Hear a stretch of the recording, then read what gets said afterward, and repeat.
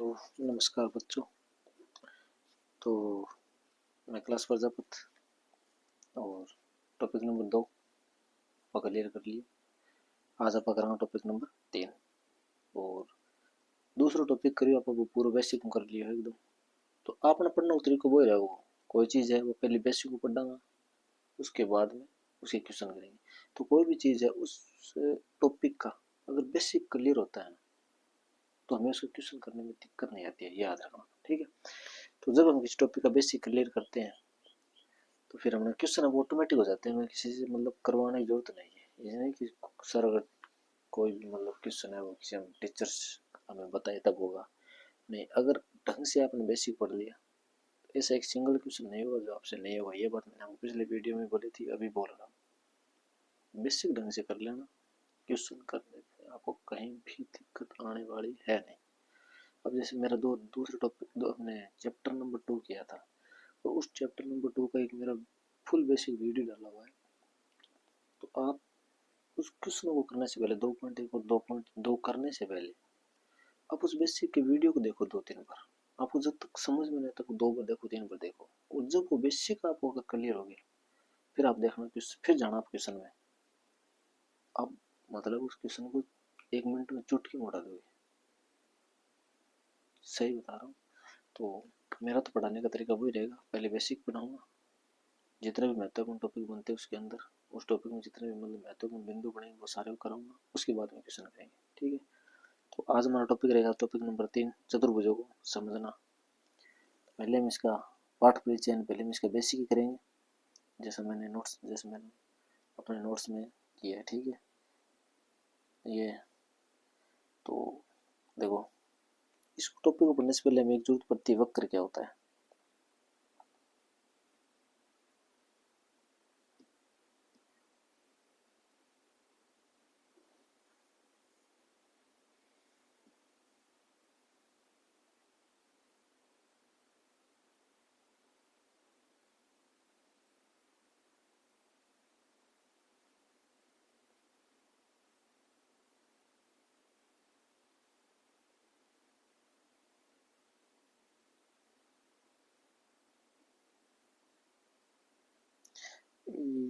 एक मिनट देखता हूँ क्या हो रहा है इसमें।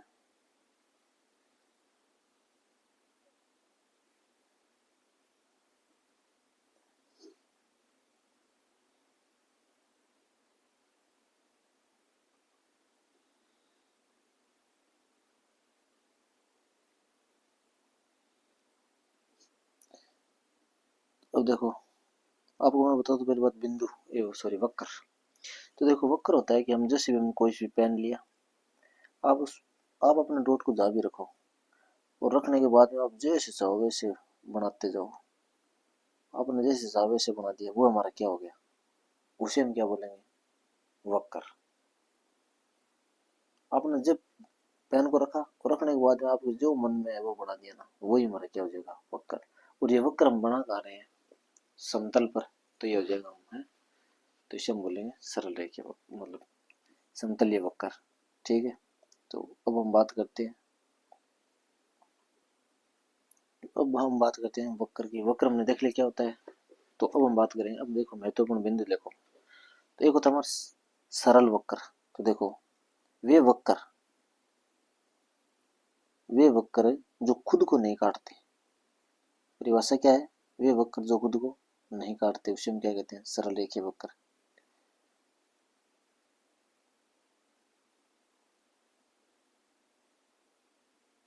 अब देखो सरल रेखीय वक्र मतलब, अब देखो वे वक्र जो खुद को नहीं काटते, खुद को नहीं काटने का मतलब, जैसे मैंने एग्जांपल भी दिया और आपको और भी बता देता हूँ।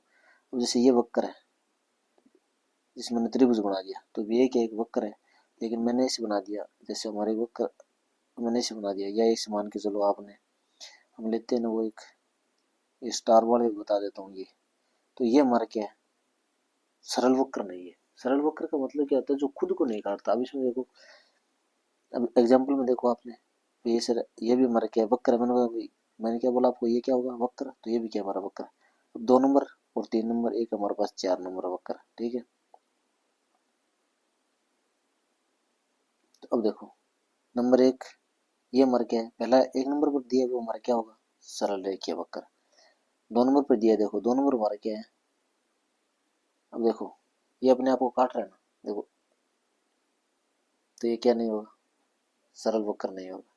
फिर हम 3 नंबर में आते हैं, जैसे आयत हमारे पास, तो ये अपने आप को नहीं काट रहा, और इसमें हम क्या ले लेंगे, वर्ग भी ले लेंगे, तो वर्ग भी अपने आप को नहीं काट रहा, तो ये हमारे क्या हो जाएंगे, सरल वक्र। लेकिन हमारे यही हम लिखते हैं स्टार। अब जैसे हमने ये स्टार वाला ले लिया, तो ये क्या है, ये सरल वक्र नहीं है। क्यों? क्योंकि ये खुद को काट रहा है, और ये तो अपने आप को बहुत मतलब बहुत से बिंदु पे काट रहा है, तो ये हमारा क्या नहीं होगा, सरल रेखीय वक्र नहीं होगा। तो सरल वक्र क्या होता है, सरल वक्र की परिभाषा लिखो कि वे वक्र जो खुद को नहीं काटते वो सरल वक्र कहलाते हैं।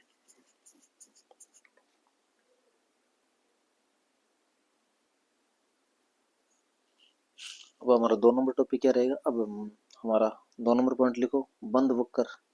तो देखो एक तो था हमारा बंद वक्र, एक होता हमारा खुला वक्र, ठीक है। तो बंद वक्र क्या होता है, देखो जिस वक्र के सिरे खुले ना हो उसे हम क्या कहते हैं, बंद वक्र। सिरों का मतलब देखो अब कौन बना, ए बी सी डी ई, ये कहते हैं मतलब जो भी हम डायग्राम बनाते हैं ना, उसके जो शीर्ष होते हैं तो उसे हम क्या बोलते हैं, सिरे। तो वो क्या नहीं, खुले नहीं होने चाहिए, तो उसे हम क्या बोलेंगे, बंद वक्र। और जिसके खुले है उसे हम क्या बोलेंगे, खुला वक्र। अब देखो अपने कोई भी, जैसे मैंने एग्जांपल आपको सीधे सीधे नोट्सों के अंदर मैंने एग्जांपल भी डायरेक्ट दिए है, ताकि समझने में भी कहीं दिक्कत ना हो। अगर हम कहीं से भी पढ़े या नहीं भी पढ़े ना, तो भी नोट्सों में मतलब आपको दिक्कत आने वाली है नहीं, सब कुछ समझाया हुआ है। वापस देख लो, मैं आपको बता ही देता हूँ। जैसे मैंने आयत बनाया, तो इस आयत में देखो ये सिरे क्या है, बंद है, और एक 2 नंबर डायग्राम दे रखा है मैंने आपको, ये हम रेस मान ले, ये हमारे को डायग्राम आता है ऐसे। तो ये भी क्या है, हमारा खुला वक्र है, क्योंकि इस दोनों सिरे क्या है, खुले हुए हैं। अब जैसे हमने क्या लिया, वर्त, तो वर्त हमारा क्या है, एक बंद वक्र है। वो जैसे इसी प्रकार से हमने त्रिभुज ले लिया, तो त्रिभुज भी हमारा क्या है, त्रिभुज भी हमारा क्या है, बंद वक्र है। अब इसमें आप कोई सी भी आकृति ले सकते हैं, जैसे हमने वर्ग ले लिया, आयत ले लिया, या समांतर चतुर्भुज ले लेते हैं, तो ये हमारे सभी क्या रहेंगे, बंद वक्र रहेंगे। यानी बंद वक्र वो होता है जिसके सिरे खुले नहीं होने चाहिए, वो हमारा क्या हो जाएगा। अगर किसी वक्र के अगर सिरे खुले हुए हैं तो वो हमारा क्या हो जाएगा, खुला वक्र। तो बंद वक्र आया समझ में। यानी कहने का मतलब है कि जो भी हम आकृति बना, अब अपनी भाषा में समझाता हूँ, जो भी हम आकृति या डायग्राम बनाते हैं वो क्या होना चाहिए, बंद होना चाहिए। यानी उसके जितने भी आप रेखाखंड लेते हो, क्यों आकृति किससे बनती है, रेखाखंडों से, तो जो भी हम रेखाखंड लेते हैं वो रेखाखंडों से घिरी हुई ये बंद आकृति होनी चाहिए। जैसे हम त्रिभुजों की ऐसी परिभाषा नहीं पढ़ते हैं, जैसे हम त्रिभुज किसे कहते हैं, तो 3 भुजाओं से घिरी हुई बंद आकृति को क्या कहते हैं, त्रिभुज। तो वही बात है, जो भी हम आकृति लेते हैं वो क्या होनी चाहिए, बंद। और बंद होगी तो उसे हम बोलेंगे बंद वक्र, ठीक है। अब बात करते हैं हम बहुभुज की, कि बहुभुज क्या होता है। अब 3 नंबर हमारा, 3 नंबर हेडिंग लगाओ बहुभुज। अब देखो बहुभुज में है ना 3 शर्तें पूरी होनी चाहिए। एक तो बहुभुज में रेखाखंड होना चाहिए, एक वो सरल वक्र होना चाहिए, एक बंद वक्र होना चाहिए। अब देखो, अब मैं आपको बताता हूँ, रेखाखंड, देख केवल रेखाखंडों से बना सरल बंद वक्र बहुभुज कहलाता है। इस चीज को ध्यान से देख लेना, बहुभुज क्या होता है, इसको आपको बता रहा हूँ, मतलब बड़े तरीके से समझ लेना। क्योंकि 8 मतलब आप 3.1 प्रश्नावली करोगे तो वहां आपको फिर दिक्कत आने वाली है अगर इसको नहीं समझे तो। देखो बेसिक क्लियर हो गया ना, तो मैं आपको बता रहा हूँ, एक 0.001% भी आपको क्वेश्चन में दिक्कत आने वाली नहीं है, ठीक है। तो बेसिक ढंग से समझ लेना। वैसे वैसे तो ये जो मैंने नोट्स तैयार किए उन नोट्सों में आप खुद ही समझ सकते हो बिना किसी के मास्टर के पढ़ाने। और कोई मास्टर जरूर नहीं है कि वो पढ़ाए तभी आप समझोगे, इतना तो मैंने सरल तरीके से नोट्सों में दे ही रखा है कि आप खुद भी पढ़ो ना नोट्सों को, तो भी मतलब समझ सकते हो कि आप कि इसमें क्या लिखा है और क्या पूछना चाह रहा है और क्या वो समझाना चाह रहा है, ठीक है। तो देखो बहुभुज है, केवल रेखाखंडों से बना सरल बंद वक्र बहुभुज कहलाता है। देखो तो इसमें हमारी क्या 3 चीजें आ गई, देखो ये याद रखना, बहुभुजों के लिए 3 चीजें रख लेना, रेखाखंड, सरल वक्र और बंद वक्र। अब देखो मैंने आपको क्या बताया, जो भी आकृति हम बनाएंगे वो हमेशा रेखाखंड से बनती है, ठीक है। पहला तो हमारा क्या होगा, रेखाखंड। पहले मैंने क्या लिया, जैसे मान ली ये हमारा क्या रेखाखंड, अब आप ये तो पता ही होगा आपको रेखाखंड किसे कहते हैं, जैसे ए बी सी, ये हमारा क्या है ए बी रेखाखंड है एक, ठीक है। और एक मान लेते हैं हमने B C, A B C D, ये हमारा सभी क्या है रेखाखंड है। तो रेखाखंड होना चाहिए, एक होना चाहिए सरल वक्र। अब देखो मैंने आपको बताया था पीछे सरल वक्र क्या होता है, बताओ बोलो। अब आपने अगर ढंग से देखा है तो आपको याद है, वरना तो, लेकिन पढ़ना तो आपको पड़ेगा। तो सरल वक्र क्या होता है तो बताओ। एक रेखाखंड होता है, एक सरल वक्र होता है, और एक होता है बंद वक्र। देखो सरल वक्र की परिभाषा मैंने क्या बोली, सरल वक्र की परिभाषा क्या बताई मैंने आपको, ऐसा वक्र जो अपने आप को नहीं काटता हो वो क्या कहलाता है, सरल वक्र। तो अपने आप को काटना भी नहीं चाहिए, बात एक। बात नंबर दो, बंद वक्र। अभी देखे हैं पीछे कि बंद वक्र क्या होता है, जिसके सिरे खुले हुए ना हो वो बंद वक्र कहलाता है। और रेखाखंडों से बना, तो तीनों चीज, जिसमें तीनों चीज पूरी होती है वो हमारा क्या होगा, बहुभुज होगा। तो अब जैसे उदाहरण इसमें दिए ही आप देख लो, जैसे मैंने पहले एक त्रिभुज दिया हमारा, ठीक है, ये हमारा एक त्रिभुज है, ये त्रिभुज मान लो आपने,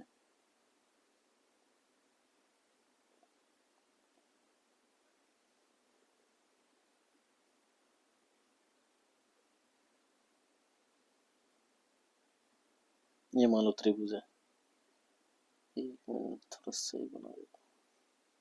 चलो ये मान लो हमारा त्रिभुज है, मान लेना बंद है, ठीक है, वैसे मैंने एग्जांपल तो दिया ही है वहां पे।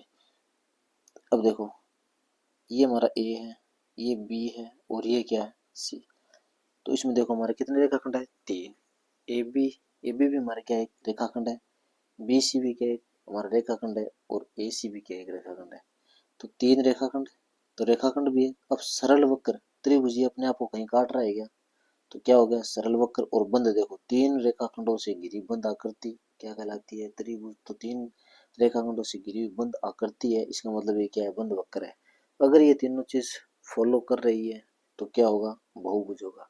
तो तीनों चीजें अगर फॉलो हो रही है तो उसे हम कहते हैं बहुभुज, ठीक है। तो इस परिभाषा को देखो, अब साथ साथ में लिख लेना है, स्क्रीनशॉट लेना है, बाद में लिख लेना। देखो बहुभुज क्या कहते हैं, केवल रेखाखंडों से बना सरल बंद वक्र बहुभुज कहलाता है। अब एग्जांपल नंबर एक देखो, क्या ये बहुभुज है,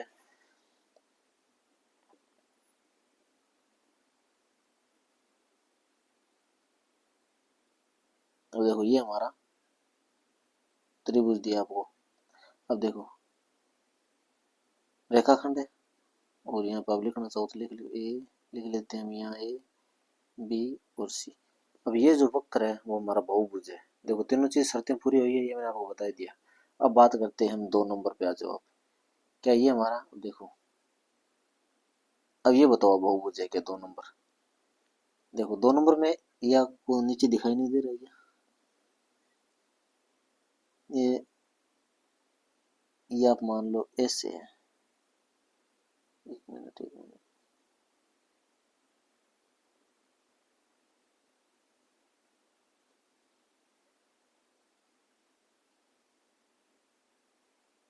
ये करती है, ठीक है।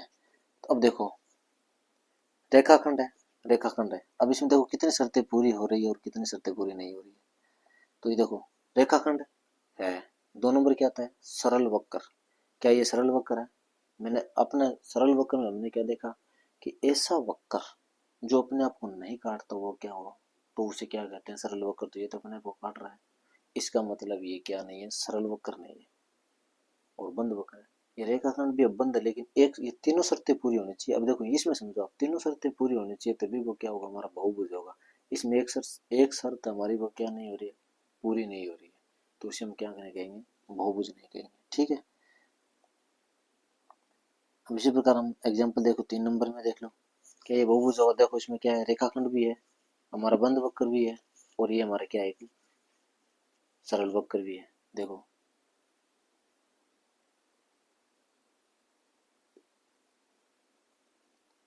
इसे मान लेते हैं हमने, ए मान लिया, ये हमारा हो गया बी, ये हो गया हमारा सी, और ये हो गया डी। तो देखो A B, B C, C D और डी ए, ये तुम्हारा क्या हो गया, रेखाखंड हो गया। अब सरल वक्र ये अपने आप को कहीं काट रहा है क्या, नहीं काट रहा, तो ये हमारा क्या हो जाएगा, सरल वक्र। और एक में देखा बंद वक्र, देखो कोई भी इसके जो सिरे या किनारे हैं वो खुले हैं क्या, नहीं है, तो ये हमारा क्या हो गया, बंद वक्र। तो इसे हम क्या कहेंगे, तो तीनों शर्तें हमारी पूरी हो रही है, तो इसलिए इसे हम कहेंगे बहुभुज। ठीक है,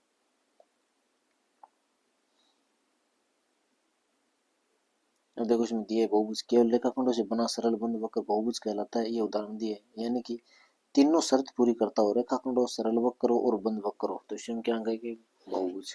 तो एक एक चीज आपको जो समझा रहा हूँ वो लिखी भी हुई है, और मैं भी समझाऊँ तो भी आपको, मुझे पता है कि आप समझ लोगे। अब हम बात करते हैं विकिरणों की क्या होता है। तो दो शीर्ष यानी आसन शीर्षों को छोड़कर को मिलाने पर बना रेखाखंड विकिरण कहलाता है। देखो विकिरण का पहले बता रहा हूँ, देखो इसमें क्या देखे, दो शीर्ष। शीर्ष क्या होता है, आप देखो ये मान लो हमारा त्रिभुज है, और पहले आपको बता ही देता हूँ, विकिरण की शुरुआत हमेशा चतुर्भुज से ही होती है, त्रिभुज में कोई विकिरण नहीं होता, ये चीज याद रखना आप, त्रिभुज में कोई विकिरण नहीं होता है, विकिरण की शुरुआत ही हमारी कहाँ से होती है, चतुर्भुज से होती है, इतना याद रख लेना। अब वो क्यों होती है, त्रिभुज में विकिरण क्यों नहीं होता, वो मैं आपको भी बता देता हूँ। देखो पहले परिभाषा देखो, दो शीर्ष, शीर्षों का मतलब हो गया ये ए और ये बी और ये सी, ये हमारे क्या होते हैं, शीर्ष होते हैं, जिसको हम बोलते हैं शीर्ष। आसन शीर्षों को छोड़कर, आसन का मतलब होता है पास पास के शीर्ष, आसन, आसन का मतलब होता है पास। देखो ये शीर्ष बी है, तो बी के जस्ट पास में कौन है, सी है, तो बी है, बी का जो आसन है वो सी है, और बी का आसन ए बी है। इनको छोड़कर इन फिर जो बचता है उन शीर्षों को मिलाने पर बना रेखाखंड हमारा क्या कहलाता है, विकिरण। कहने का मतलब है जो रेखाखंडों से हम जो आकृति बना रहे हैं, उन्हें वो जो हमारा विकिरण खींचेगा वो उन आकृति के ऊपर नहीं आना चाहिए, या उन रेखाखंड पे नहीं आना चाहिए। आने का मतलब देखो, हमने ए से, अब मैंने कहा आपको ये विकिरण खींचो, तो अब मैंने आपको बताया कि देखो हमारा क्या नहीं होगा। अब देखो, अब मैंने क्या कहा कि ये हमारा त्रिभुज है, अब मैंने आपको बताया कि देखो विकिरण की शुरुआत चतुर्भुज से होती है, विकिरणों की शुरुआत त्रिभुज से नहीं होती। तो क्यों नहीं होती, वो देखो इसमें क्या दिया, आसन शीर्षों को छोड़कर, तो ये हमारा बी है, इसके बी के आसन शीर्ष सी है, और ये क्या है, ए है। तो अब देखो अगर ए से बी पर मैं खींचूंगा तो भी क्या रेखाखंड पे आ रहा है, अगर ए से सी पे खींचेंगे तो भी कहाँ रहा है, रेखाखंड, या बी से सी पे खींचोगे तो क्या रहा है, रेखाखंडों पे आ रहा है, तो इसमें कोई विकिरण बना क्या, नहीं। अब देखो यही पे, और इसी पे हम बात कर लेते हैं फिर। मैंने आपको बताया कि विकिरण की शुरुआत ही कहाँ से होती है, चतुर्भुज से, तो अब मैं आपको बता देता हूँ, मतलब चार भुजाओं से होती है विकिरण शुरुआत। ये देखो ये मैं बताता हूँ आपको, ये मान के चलो, ठीक है। तो ये हो गया हमारा ए, ये हो गया अपना बी, ये हो गया सी, और ये हो गया डी। अब देखो दो शीर्ष, मान लो कोई भी दो शीर्ष हो, अब बी है, अब बी के देखो शीर्ष कौन सा होगा, एक तो ए होगा, मतलब आसन शीर्ष बात कर रहे हैं, आसन का मतलब होता है पास होना, ए के जस्ट पास में कौन है, ए है, बी के सॉरी बी के जस्ट पास में ए है, या बी के जस्ट पास में क्या है, सी। इन आसन शीर्षों को छोड़कर अन्य शीर्ष को मिलाने पर हमारा क्या बनता है, विकिरण बनता है। तो हम क्या है, बी बी को हम सी से नहीं मिला सकते, ए से नहीं मिलाएंगे, तो हम कहाँ से मिलाएंगे, सी से मिला दिया, तो ये हमारा क्या हो गया, बी सी। तो हमारा विकिरण हो गया बी और डी, तो ये हमारा क्या हो गया, विकिरण। इसी प्रकार हम ए को कहाँ से मिलाएंगे, सी से, तो ये भी हमारा क्या हो गया, विकिरण। तो विकिरण की परिभाषा समझ में आई, दो शीर्षों को मिलाने पर बना रेखाखंड हमारा क्या कहलाता है, विकिरण कहलाता है। अब देखो इसमें बी और डी के हमारे एक रेखाखंड है, और वह हमारा क्या है, इस आयत या चतुर्भुज जो भी है उसका क्या है, विकिरण है। और ए सी भी क्या है, एक रेखाखंड है, वो भी हमारा क्या है, विकिरण है। ठीक है,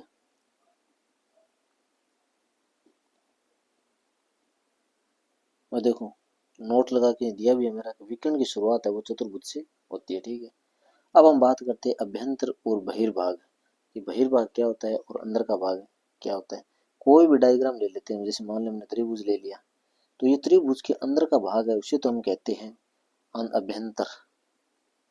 अभ्यंतर का मतलब होता है अंदर वाला भाग, और बहिर्भाग का मतलब होता है इस त्रिभुज के बाहर का जो ये जितना भी पोर्शन है, ये बाहर वाला, इसे हम क्या कहेंगे, बहिर्भाग। तो ये हमारा सारा क्या हो जाएगा, बाह्य भाग हो जाएगा। यानी इसे समझो कि जो ये त्रिभुज है, इस त्रिभुज के अंदर जो भाग है उसे बोलेंगे आंतरिक भाग, और इसके बाहर जो बच गया उसे हम क्या बोलेंगे, बहिर्भाग। ठीक है, तो अंदर के भाग को क्या बोलेंगे, अभ्यंतर, और बाह्य भाग को क्या बोलेंगे, बहिर्भाग। समझ में आया? देखो एक बार और समझा देता हूँ आपको। देखो जैसे मैंने क्या ले लिया कि वर्त ले लिया, तो जैसे ये हमारा क्या है कि वर्त है। ठीक है, तो इस वर्त के अंदर ये जो इस वर्त के हमारा जो इस वर्त के जो ये अंदर का भाग है, अब इस वर्त के जो ये अंदर का भाग है हमारा,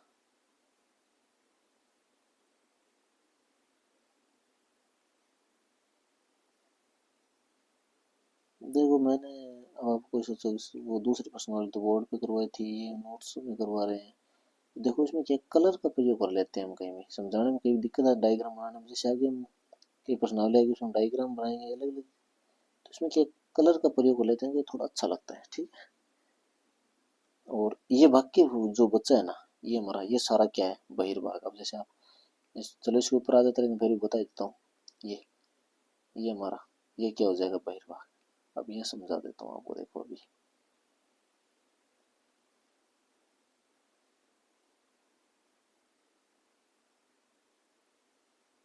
तो ये देखो,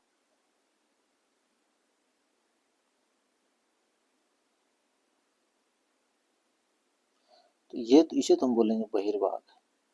जो हमारा वर्त लिया था ना हमने, उस वर्त का बोलेंगे बहिर्भाग, और ये अंदर वाला भाग है इसे बोलेंगे अभ्यंतर। ठीक है, अब बात करते हैं हम उत्तल और अवतल बहुभुज की, कि हमारा उत्तल बहुभुज क्या होता है, अवतल बहुभुज क्या होता है। तो पहले देखो उसके पहचानने के लिए मैंने आपको दो तीन लाइनें दी, वो देख लेना। अब इसको हम दो तरीके से देख सकते हैं। पहला देखो, यदि किसी सरल वक्र के, अब सरल वक्र का मतलब पहले बता देता हूँ, देखो एक एक पॉइंट को ध्यान रखना। इसमें क्या है, यदि किसी सरल वक्र, सरल वक्र का मतलब जो अपने आप को नहीं काटता वो क्या कहलाता है, सरल वक्र। तो यदि किसी सरल वक्र के सभी विकिरण अंदर हो तो उसे उत्तल बहुभुज कहते हैं। और यदि किसी सरल बंद वक्र का कोई भी एक विकिरण यदि भार है तो वह अवतल बहुभुज होता है। वो कहने का मतलब हो गया। और इसी एक मिनट आपको सारा समझा देता हूँ, पहले देख लेना। दो नंबर भी देखो, अगर ये एक तो पहचान होगी ये, यानी उसके विकिरण अंदर है, सारे विकिरण अंदर है, जैसे कोई भी बहुभुज है उसके जितने विकिरण बनेंगे वो अंदर है, तो वो हमारा उत्तल होगा।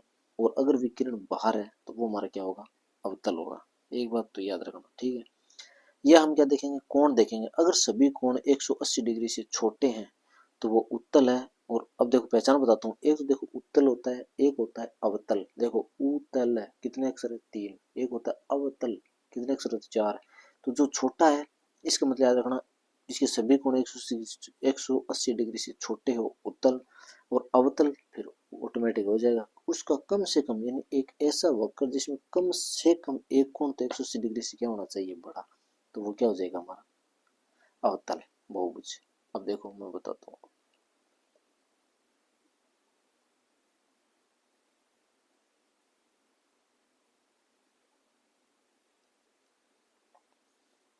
पहले तो आपको जो डायग्राम दिया है उसी में समझा देता हूँ। जैसे एक तुम्हारा ये, तो ये हमारा देखो, इसमें आप विकिरण खींचो, ये सारे अंदर ही रहेंगे ना, कोई विकिरण बाहर गया, पहला पॉइंट। दूसरा 180 डिग्री, अब इसमें कौन सा आपको कोण है, इसमें कितने कोण है, 4। ऐसा कौन सा कोण है जो आपको 180 डिग्री से बड़ा लग रहा है, या 180 डिग्री 180 ही लग रहा है, ये बता दो मुझे। क्योंकि 180 डिग्री का कोण कैसे होता है, देखो ये क्या होता है हमारा 180, ये कोण होता है हमारा कितना, 180 डिग्री का। तो इसके अंदर कौन, इसके अंदर ऐसा कोई सा भी कोण नहीं है जो हमारा क्या हो, 180 डिग्री से क्या हो, 180 डिग्री 180 डिग्री से बड़ा हो। सभी कोण छोटे हैं, विकिरण भी क्या आ रहे हैं, सभी अंदर आ रहे हैं, तो ये हो जाएगा हमारा उत्तल बहुभुज। अब हम बात कर लेते हैं अवतल बहुभुज की। तो देखो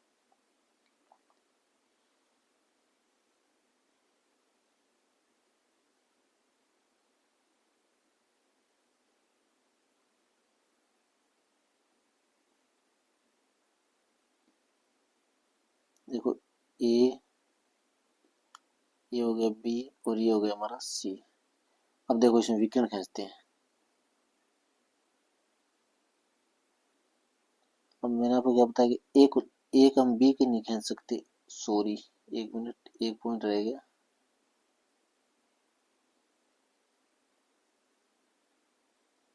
ये सी, या सी को हम यहाँ करते हैं, ये जो हमारा डी पॉइंट, डी शीर्ष, ठीक है। अब देखो कि मिस्टेक हो जाती है ना, इससे मतलब पहली बार यूज कर रहा हूँ तब हो जाता है, और वो सारे चला गया। एक मिनट देखो,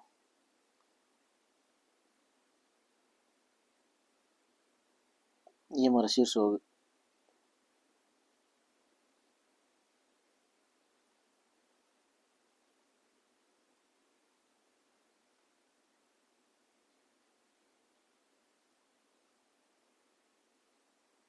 ये हमारा शीर्ष है ए, ये हमारा शीर्ष है बी, और ये हमारा शीर्ष है सी। अब देखो,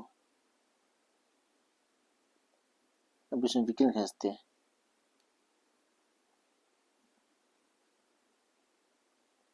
ये हमारा हो गया सी,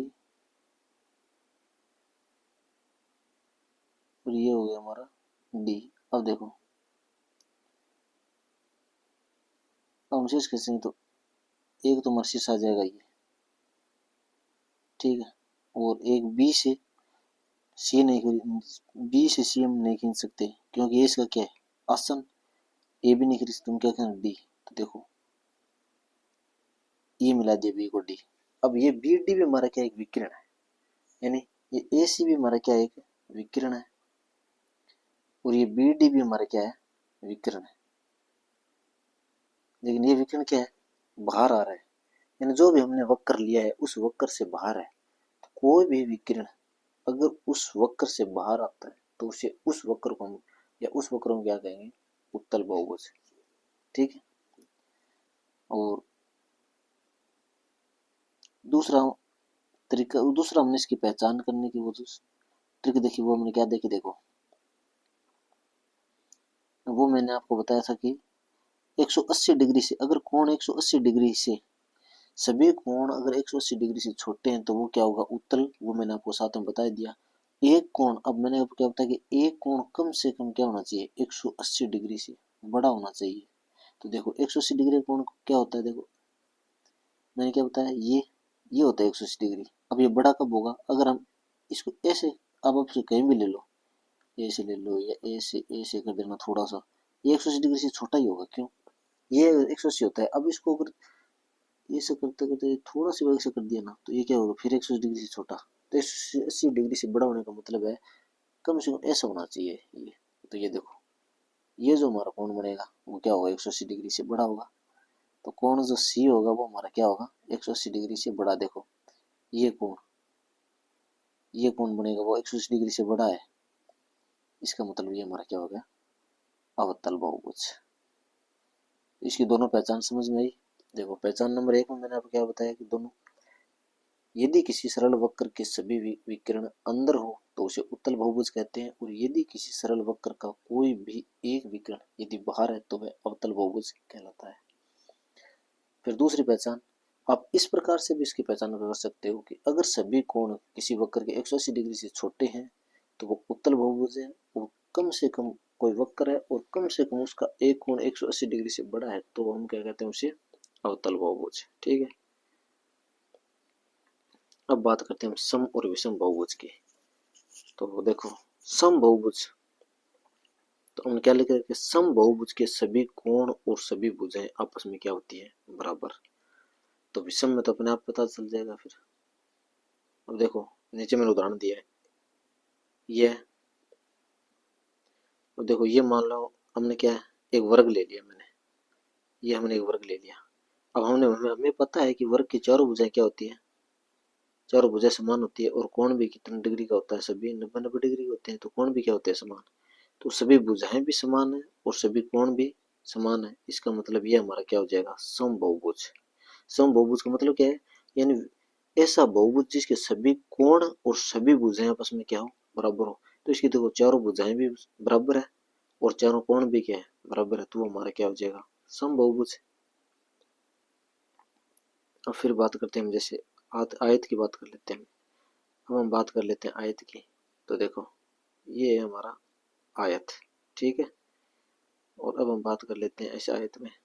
अब देखो आयत की आमने सामने की भुजाएं बराबर होती है, हम सबको पता है। तो ये भुजाएं और ये भुजाएं हमारी क्या होगी, बराबर। लेकिन ये और ये भुजाएं बराबर होगी, चारों भुजाएं बराबर होगी क्या, तो चारों भुजाएं इसकी बराबर नहीं होगी। तो देखो आमने सामने की भुजाएं इसकी क्या है, बराबर है, और कोण 90 डिग्री के। तो इसके देखो आयत के क्या है, सभी कोण तो बराबर है लेकिन इसकी भुजाएं बराबर नहीं है। इसका मतलब ये क्या हो जाएगा, विषम बहुभुज। यानी सम बहुभुज और विषम बहुभुज में इतने अंतर याद रखना। देखो सीधी सी बात आपने भाषा में याद रखो, सम बहुभुज किन बोलांगा, कोण भी बराबर होना चाहिए, चारों भुजा भी बराबर होनी चाहिए, सम बहुभुज।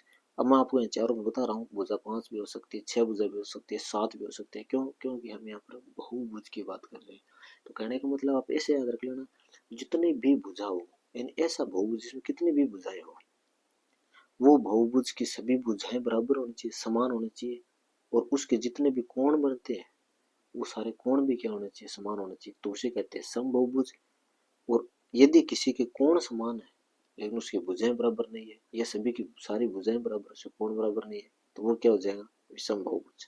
बस इतना याद रखना है। अब जैसे वर्ग में हमने देखा वर्ग की चारों भुजाएं बराबर होती है, वर्ग के चारों कोण भी क्या होते हैं, समान होते हैं, समबहुभुज। हमने देखा आयत, आयत में आमने सामने की भुजाएं बराबर होती है, इसका मतलब इसमें चारों भुजाएं बराबर नहीं होती।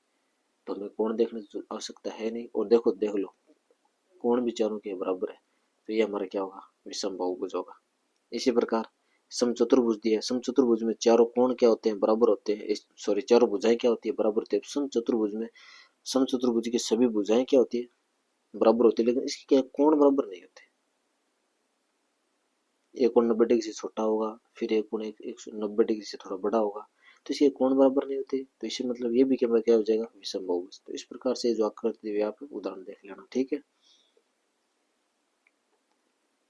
आप देख लेना वरना वीडियो बहुत लंबा जाएगा, तो मैं आपको जल्दी जल्दी समझा देता हूँ। फिर है अंतःकोणों का और बहिर्कोणों का योग। इसमें देखो आप, अब ये हमारा फॉर्मूला दिया मैंने आपको, यहाँ के अंतःकोणों का योग निकालना होना, तो 180 इंटू एन माइनस टू, जहाँ एन भुजाओं की संख्या है। इसको एक बार आप मत करना, आपको मैं सीधा एक फॉर्मूला बहुभुज से मतलब बाह्य कोण से हम याद कर लेंगे। जैसे मान लो अब अंतःकोण बहिर्कोण होता क्या है वो देख लो आप एक बार।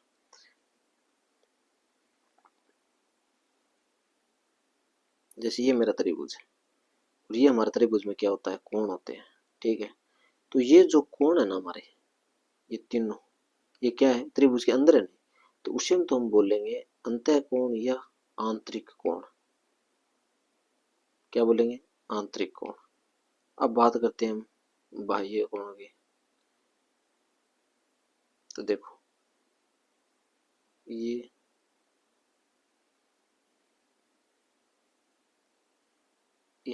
ये भी हमारा क्या एक त्रिभुज है। देखो ए बी और सी, ये कोण होगा ना, ये तो होगा हमारा आंतरिक। और जो ये कोण दिया ना, ये क्या होगा, हमारा बाह्य कोण। अलग कलर से कर देता हूँ, आपको दिखाई नहीं दे रहा है तो देखो एक बार इसको थोड़ा आगे बढ़ाते हैं। अब ये देखो, और ये कोण है ना, ये होगा हमारा बाह्य कोण। इसी प्रकार ये कोण भी बाह्य कोण होगा, और इसी प्रकार ये कोण भी कौन सा कोण होगा, बाह्य कोण होगा। और ये जो कोण दिया है ना, ये हमारे कौन से कोण हो जाएंगे, ये हमारे हो जाएंगे आंतरिक कोण। तो इस इनको हम बोलेंगे आंतरिक कोण। और ये जो हमारे अलग से लिखे ना हमने, ये हो जाएगा हमारा बाह्य कोण, बाह्य कोण, ठीक है। अब देखो सभी बही कोणों का योग 360 होता है। अब आप कितने भी बाह्य कोण ले लो, जैसे पंचभुज में, षटभुज में, जितने भी आप बनाओगे ना, उनके सभी बाह्य कोणों का योग होता है हमारा 360 डिग्री। इसलिए आपको ये फॉर्मूला याद करने की जरूरत नहीं है, मैं यहाँ बता देता हूँ आपको बाह्य कोणों में कि कैसे होता है।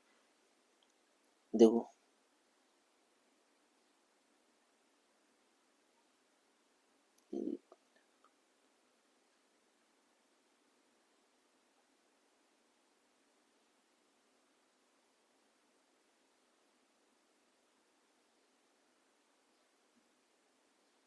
ये मान लो, ठीक। अब देखो इसमें बाह्य कोण कितने हैं, एक, दो, तीन, चार और ये 5। इसमें बाह्य कोण कितने? 5। ठीक है, बाह्य कोण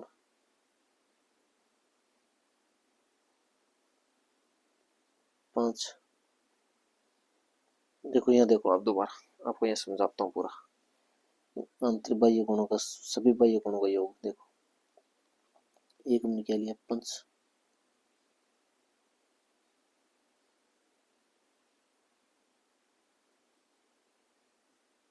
ढंग से नहीं, आप समझ जाना। ठीक है, ये 5 बोल ले लिया हमने। और ये सी क्या हो गए? बाह्य कोण हो गए। ठीक है, तो इसमें कितने बाह्य कोण है? 5। और एक देखो, ये हो गया।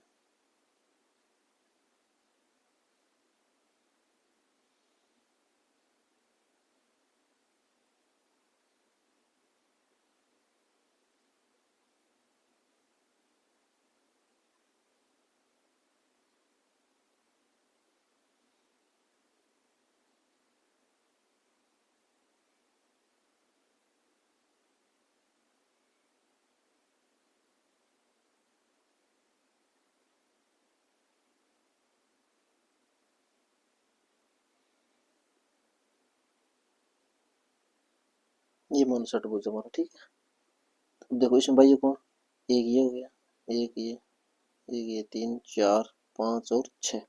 षटभुज में हमारे पास बाह्य कोण कितने? 6। अब कहने का मतलब है कि आप कितने भी बहुभुज ले लो उसमें, चाहे वो 5 हो चाहे 6 हो, इन सभी का, इन सभी अब इस ये जो 6 बाह्य कोण है ना इसमें, इन भी 6 बाह्य कोणों का योग भी कितना होगा हमारा? 360 डिग्री। और इसमें 5 बाह्य कोण है, तो भी इस 500 बाह्य कोणों का योग हमारा कितना होगा? 360 डिग्री होगा। ठीक है,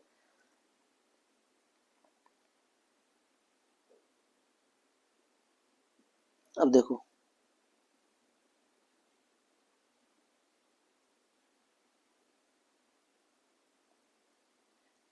अब जैसे मान लो हमारा क्या है? षटभुज है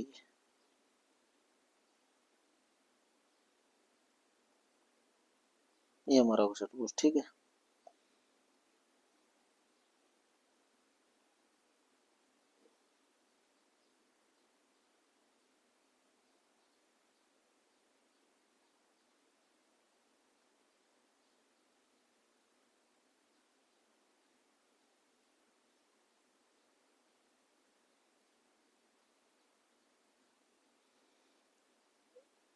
ये हमारे बाह्य कोण, और इन बाह्य कोणों का योग आपा कितना देखियो? 360 डिग्री। अपन एक बाह्य कोण को मान चाहिए, अपन टोटल बाह्य कोण को मान बेरो है इतो है 360। अब मैं थाने बताऊं आंतरिक कोण क्या याद करा? आप देखो, बाह्य कोण का योग कितो है? 360 अपन बेरो है। तो अपन ये काम करेंगे, इन भुजा देखो कितनी है? 1, 2, 3, 4, 5, 6 भुजा है, तो 6 को भाग दे दो, 6, 6, 36। इनको मतलब एक बाह्य कोण का मान आ गया 60 डिग्री। बाह्य कोण को मतलब याद रखना कि सभी बाह्य कोण होते हैं वो होते समान है। अब हमारो मान कितना आ गया? 60 आ गया। नहीं तो टोटल बाह्य कोण का योग कितना जो? टोटल बाह्य कोण योग 360 है, तो प्रत्येक बाह्य कोण जो वो कितना जो आप 60-60 डिग्री आ जाओ। ठीक है, अब आंतरिक कोण की बात करें, आंतरिक कोण तो देखो, वो बाह्य कोण अपन कितना 60 डिग्री, और अपन बेरे वो टोटल कितना है? 180 डिग्री।